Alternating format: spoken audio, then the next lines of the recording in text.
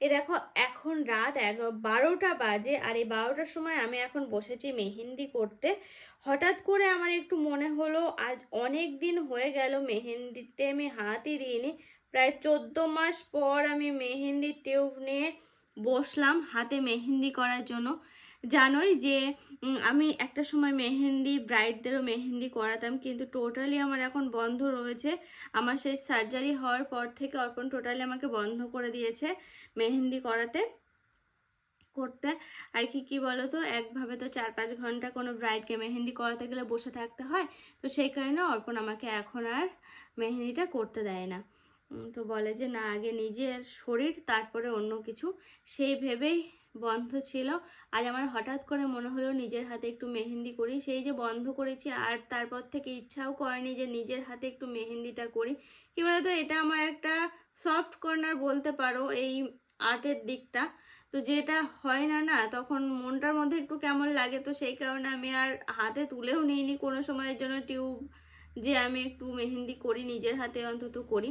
তো সেটা হয়নি। তো আজকে হঠাৎ করে রাত এখন 12টা বাজে, এখন মনে হলো যে আমি মেহেন্দিটা করি। এই কিছুক্ষণ আগে শুরু করেছি। তো এই দেখো মেহেন্দি কেমন লাগছে জানিও। এখনো আর একটু বাকি আছে, জাস্ট ফিনিশিং টাচ দিলেই হয়ে যায়।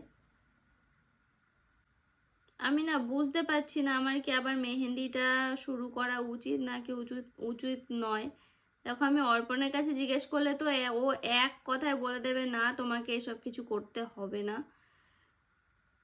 নিজের শরীর আগে তারপর অন্য কিছু।